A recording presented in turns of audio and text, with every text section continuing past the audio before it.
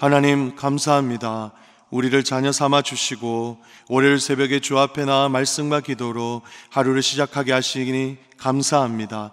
이 새벽에 주의 긍휼과 자비를 의지하여 주님 앞에 나아가오니 우리를 불쌍히 여겨주시며 이 시간 모인 모든 성도들의 심령 가운데 새로운 은혜와 생명을 공급하여 주옵소서. 이 세상의 유혹과 공격들로부터 우리 대전조항의 성도들을 지켜보호해 주시고 날마다 살아계신 주님의 크신 은혜와 사랑을 의지하여 세상 가운데 승리하는 삶을 살게 하여 주옵소서. 하나님, 이 새벽에 모인 모든 성도들의 심령 가운데 마땅한 자비와 긍휼을 베풀어 주시고 선하신 주의 뜻대로 모두 기도에 응답받는 역사가 일어나게 하여 주옵소서. 우리의 결핍과 모자람을 채우시는 하나님의 선한 은혜의 손길을 모두 경험하게 하셔서 일평생 주님 살아계심을 선명히 경험하고 세상에 증거하는 놀라운 간증의 주인공이 되게 하옵소서. 특히 질병, 연약함, 삶의 고난으로 인해 고통받는 성도들을 늘 기억하여 주시고 치료의 과정을 통해서 십자가 복음의 능력의 실존의 능력을 꼭 체험하게 하여 주옵소서. 우리 대전조항교회가 주님의 은혜 안에 날마다 든든히 서가게 하시고 각 부서와 기관 가운데 하나님을 사랑하며 주의 일을 신실하게 감당할 일꾼들을 더 세워 주옵소서. 이들의 섬김을 통해 주님의 몸된 교회가 바로 서며 다음 세대와 청년들이 믿음의 군사로 온전히 세워지게 하옵소서. 마지막으로 나라와 민족을 주님의 손에 의탁합니다. 이 나라, 이 민족이 주님의 은혜 안에서 평안을 누리게 하시고 정치, 경제, 사회, 문화적인 혼란 속에서도 주의 자비와 긍휼을 의지하여 속히 회복하게 하여 주옵소서. 곧 치러지는 조기 대선 가운데 하나님이 허락하신 주의 일꾼이 세워지게 하시고 그 일꾼을 통해서 나라와 민족이 다시금 회복을 경험하는 은혜의 역사가 있게 하여 주옵소서. 새벽에 주의 말씀이 하루를 살아가는 성도들의 삶에 빛과 등불이 되게 하실 줄 믿고 이 모든 기도 예수 그리스도 이름으로 기도드립니다. 아멘. 오늘 함께 나눌 말씀은 창세기서 9장 1절에서 7절 말씀입니다. 함께 나누실 말씀은 창세기 9장 1절에서 7절 말씀입니다. 저와 성도님들 한 절씩 교독하시고 마지막은 다 함께 합독하겠습니다. 하나님이 노아와 그 아들들에게 복을 주시며 그들에게 이르시되 생육하고 번성하여 땅에 충만하라. 땅의 모든 짐승과 공중의 모든 새와 땅에 기는 모든 것과 바다의 모든 물고기가 너희를 두려워하며 너희를 무서워하리니 이것들은 너희의 손에 붙였음이니라. 모든 산동물은 너희의 먹을 것이 될지라. 채소같이 내가 이것을 다 너희에게 주노라. 그러나 고기를 그 생명되는 핏째에 먹지 말 것이니라. 내가 반드시 너희의 피 곧 너희의 생명의 피를 찾으리니 짐승이면 그 짐승에게서 사람이나 사람의 형제면 그에게서 그의 생명을 찾으리라. 다른 사람의 피를 흘리면 그 사람의 피도 흘릴 것이니 이는 하나님이 자기 형상대로 사람을 지으셨음이니라. 다 함께 읽겠습니다. 너희는 생육하고 번성하며 땅에 가득하여 그 중에서 번성하라 하셨더라. 아멘. 새 소망의 축복을 선언하신 하나님, 새 소망의 축복을 선언하신 하나님이란 제목으로 말씀의 은혜를 나누겠습니다. 이 창세기서 9장은 하나님께서 노아에게 방주를 만들게 하시고 세상을 최초로 물로 심판하신 후에 노아와 그의 가족들, 그의 아들인 셈, 함, 야벳을 통해 인류가 다시 번성하게 하시며 이들이 명령대로 방주에 태웠던 새와 짐승과 땅에 기는 것들을 다시 번창케 축복하시는 장면입니다. 그리고 이들을 다시 축복하실 목적으로 나중에는 새 언약, 무지개 언약을 세우시는 장면입니다.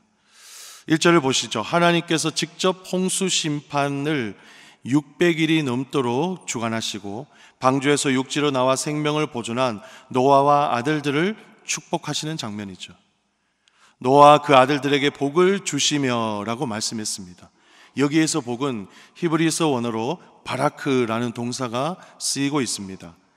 그러니까 하나님께서 이들을 반드시 축복하시겠다는 직접적인 능동태의 약속입니다.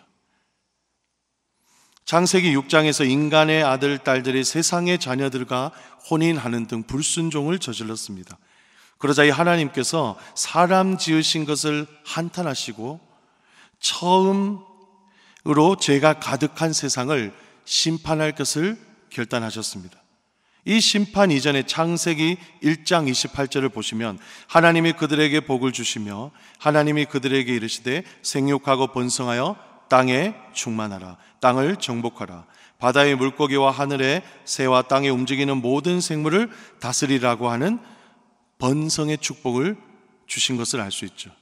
그런데 오늘 본문 9장 1, 2절에서 다시 새 번성의 축복을 내려주셨습니다. 여러분, 그 이유가 무엇일까요? 그것은 하나님의 홍수 심판으로 인해 막대한 인간의 생명과 피조물 세계 균형이 깨어졌을 것이고 다시 예전처럼 생명이 번성할 수 있을까 하는 희망이 보이지 않았기 때문입니다. 따라서 여호와께서는 최초의 인류 조상인 아담과 하와를 만드시고 이들을 축복하셨던 것처럼 이들의 타락으로 인해 죄가 들어와서 행해진 최초의 물심판 이후 다시 생육하고 번성하라는 축복을 노아와 그 가족들을 통해 내려주신 것입니다. 이들이 다시 생명의 소망을 가질 수 있도록 축복의 약속을 반복해서 하나님이 갱신하신 것이죠. 대부분의 신학자들이 이렇게 심판 이후 축복의 재갱신이라고 해석하지만 일부 신학자들은 창세기 1장 26절에서 28절과 비교해서 땅을 정복하라는 명령이 빠진 것에 주목하기도 합니다. 무슨 말씀이냐 하면 하나님께서 아담 이후부터 범죄한 인간으로부터 땅의 정복 권한을 거두어 가셨기 때문에 이 노아의 바로 축복의 언약에서는 이 부분이 빠졌다고 이야기하는 것이죠. 그들의 범죄로 땅도 죄로 인해 불균형하게 파괴되었기 때문에 죄인들에게 땅에 대한 원초적인 지배권을 주시지는 않았다는 것이에요. 이때는 그 예로 아담과 하와는 죄로 인한 수치를 느껴 여호와의 낯을 피해 숨었고 하나님은 그들에게 통치권을 주신 최초의 땅, 이 에덴에서 추방당하게 하셨습니다. 즉 인간은 타락으로 인해 더 이상 하나님이 원하시는 대로 이 땅과 피조 세계를 거룩하게 회복시킬 수 있는 능력이 없어진 것입니다. 인간에게.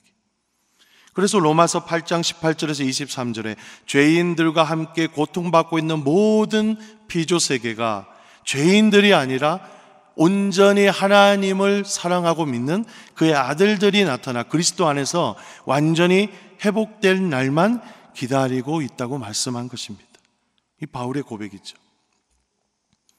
여러분, 다음 2절을 한번 보시죠. 죄로 인한 홍수 심판 이후 여호와의 은혜로 방주에서 구원을 받은 땅의 짐승, 공중의 새, 땅에 기는 모든 것과 방주에 타지 않았지만 심판에서 살아남았을 가능성이 가장 컸던 물고기까지 노아의 가족과 아들들에게 맡기고 계신 것을 볼 수 있습니다. 그런데 심판 이후 에덴 동산과 달라진 인간과 피조물과의 상호관계와 지위에 대해서 살짝 엿볼 수 있습니다. 이 지위가 이전과 달라졌어요. 인간에게 맡기신 모든 동식물들이 너희들을 두려워하며 너희를 무서워하리니 라고 했습니다. 창세기 3장 15절 타락 이전에는 인간과 다른 피조물은 은혜 아래 온전히 공존하는 관계가 유지되고 있었습니다. 그런데 인간의 범죄 이후 피조 세계에서도 이런 균형이 깨지자 피조 생명체가 인간을 두려움과 공포의 대상으로 생각하기 시작했던 것입니다. 하나님께서 그것들에게 심어주신 본능적 두려움에 의해서만 동식물이 인간과의 관계가 설정되는 상황이 되었다는 것입니다. 여기에서 두려워하다에 해당하는 히브리 원어는 모라라고 하는데 야레 깜짝 놀라다는 의미입니다.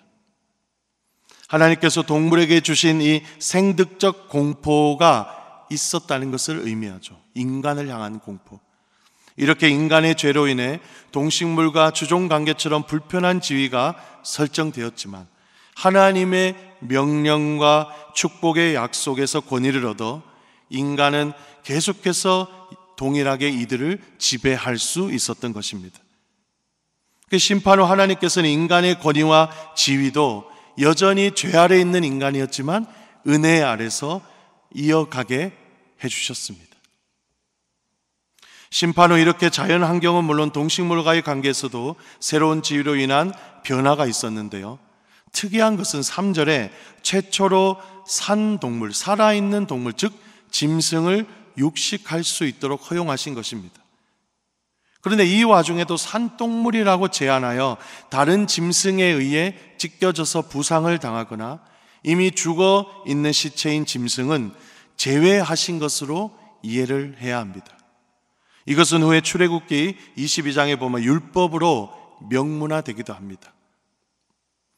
거룩하신 하나님 앞에서 청결, 거룩을 유지시키기 위한 하나님 입장에서의 원칙인 것입니다. 이런 배려에 의해서 채소와 같이 육식도 이제 홍수 심판 이후 일상적인 식문화로 자리 잡게 된 것입니다.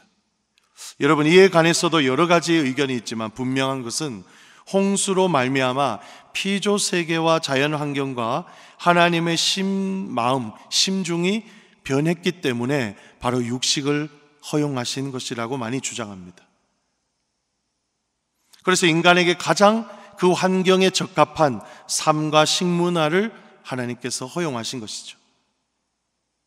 칼빈은 타락 전에도 육식이 허용되었지만 홍수 이후 짐승의 개체가 줄어든 상태에서도 혼란을 줄이기 위해 다시 갱신하셔서 짐승의 식사를 허용했다고 칼빈은 말하기도 했습니다. 이 모든 것이 사실 심판 이후 변화된 환경 속에서도 우리 인간을 사랑하시고 배려하신 하나님의 자비와 긍휼입니다. 그런데 가장 주목할 수 있는 것은 4절에 고기를 그 생명되는 핏째 먹지 말라고 금지하신 부분이죠.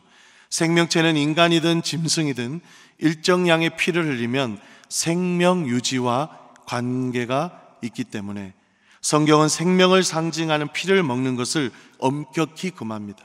왜냐하면 생명의 주관자 되시는 하나님 앞에서 함부로 생명의 피를 흘릴 수 없기 때문이죠.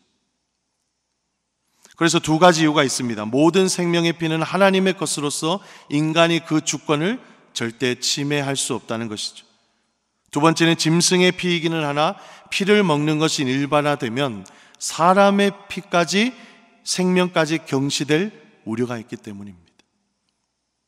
그래서 하나님께서는 모세의 율법을 통해 하나님이 만드신 생명을 상징하는 이 사람의 피는 절대 먹지 못하게 하셨고, 여성이라도 하혈을 하면 정결케 한 후에 하나님 앞에 나올 수 있도록 조치하시기도 했습니다. 왜냐하면 거룩하신 하나님의 자녀된 인간이 하나님과 동행하기 위해서는 율법으로서 그 거룩함의 정당성을 보존해 주어야 되었기 때문입니다. 여러분 5절 보시죠. 중요한 것은 5절에 이 규정을 어기고 율법을 범할 경우 짐승이든 사람이든 흘린 피에 책임을 지게 하기 위해 생명을 직접 찾겠다고 말씀하신 부분을 볼 필요가 있습니다.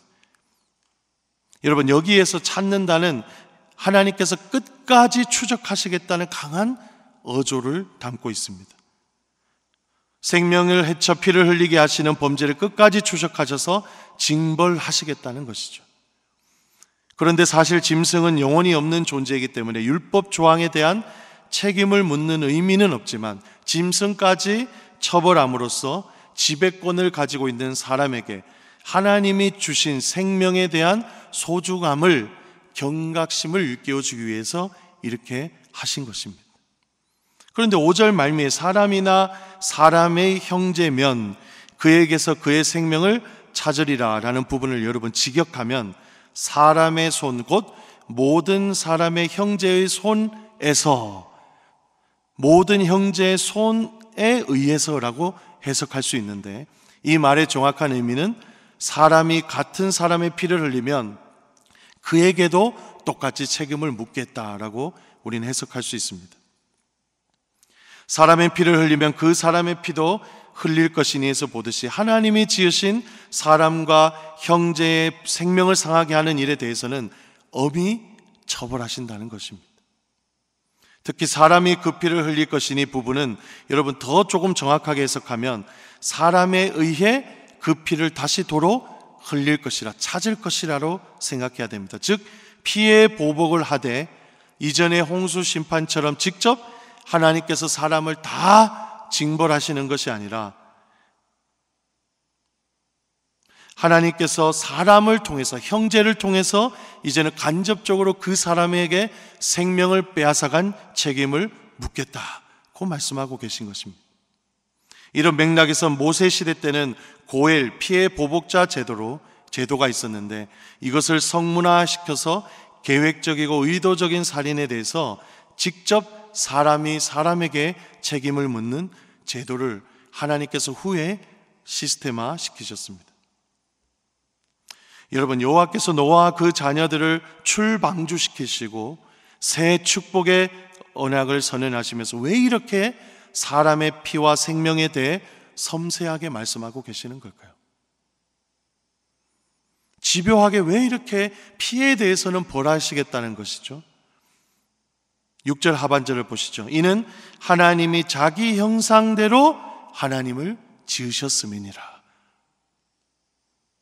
하나님이 자신의 형상대로 지으신 사람의 연약함에도 불구하고 그 생명을 얼마나 자비와 긍휼을 베푸시고 사랑하시는지 그 하나님의 마음을 읽을 수 있는 것입니다. 피조물 중에서도 가장 자신을 닮은 자녀가 심판 후에도 다시 소망을 가지고 인간의 생명의 존엄성을 가지고 살아갈 수 있도록, 주님의 은혜 아래 살아갈 수 있도록 하나님의 자신을 가장 닮은 그 사람을 가장 사랑하셨기 때문에 그 죄에 대해서는 명백하게 벌하시겠다고 말씀하고 계십니다. 물론 타락과 심판으로 인간의 죄로 인해 하나님의 형상이 일부 깨졌지만 여전히 죄인들을 회복시키시겠다고 은혜를 주신 분이 바로 우리 하나님이십니다. 그래서 최초 범죄 현장인 에덴에서도 하나님은 아픈 마음을 뒤로하시고 아담과 하와에게 짐승옷, 그리스도의 옷으로 인해 너희의 수치를 이제는 내가 직접 가려주시겠다고 말씀하셨습니다. 그리고 창세기 6장에 와서 인간의 지으심을 한탄하시며 죄악의 번영함을 마음 아파하셨지만 이들을 물심판 가운데 다시 새롭게 시작하시기 위해 택하신 것이 바로 의인 노아입니다.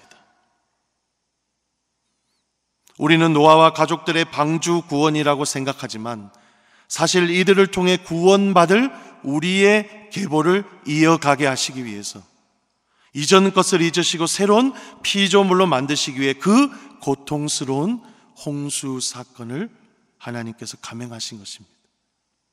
그리고 지금도 여전히 탕자 마다들처럼 불순종하여 의로 가득 찬 우리를 구원의 날까지 영광스럽게 하시기 위해서 예수 그리스도 안에서 구원을 받게 하시고 하나님의 형상으로 다시 영화롭게 하시기 위해 십자가로 우리를 날마다 인도하고 계신 줄 믿으시기 바랍니다. 오히려 심판 뒤에 하나님은 이제는 절대 물로써 홍수로 심판하지 않겠다고 약속하실 정도로 노하기를 더디하시고 인애로우시며 인자가 풍성하신 하나님이 늘 우리를 사랑하시는 하나님인 줄 잊지 마시기 바랍니다. 이렇게 독생자 예수를 내어주셔서 죄사함을 받게 하시고 양자인 우리를 맏아들로 삼으실 정도로 사랑이 풍성하신 분이시기 때문에 가장 귀한 맏아들이며 아버지 하나님을 닮은 우리의 형상이 깨어져서 피를 흘리는 것을 참지 못하고 반드시 처벌하시겠다고 하신 것입니다. 왜 이럴까요?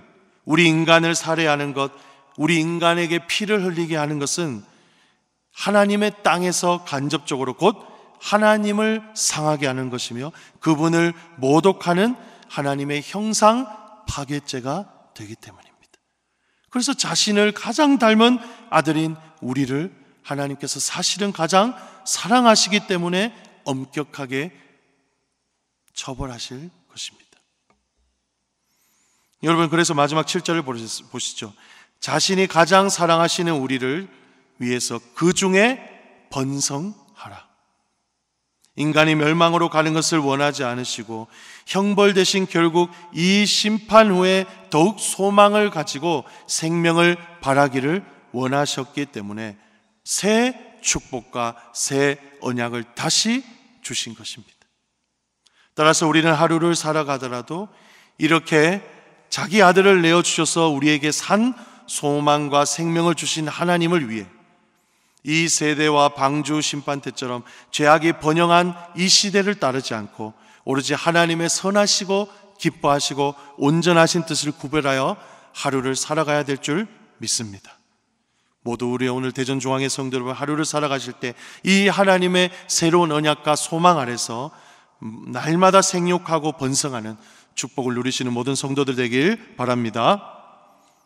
이 시간 우리 함께 들은 말씀을 내용을 생각하면서 한번 기도하시겠습니다. 먼저 교회를 위해서도 기도해 주시기 바랍니다. 하나님, 새 천을 이루고 강국을 이루는 우리 성도와 대전중앙의 교회가 되게 하여 주옵소서. 세우신 담임 목사님과 협력하는 교육자들, 장로님들과 직분자를 특별히 붙들어 주시고 날마다 변함없는 은혜 가운데 살아가게 하시며 그들을 사랑하시는 하나님의 자비와 인자와 긍휼을 가지고 성도와 교회를 섬기는 신실한 일꾼들이 되게 하여 주옵소서.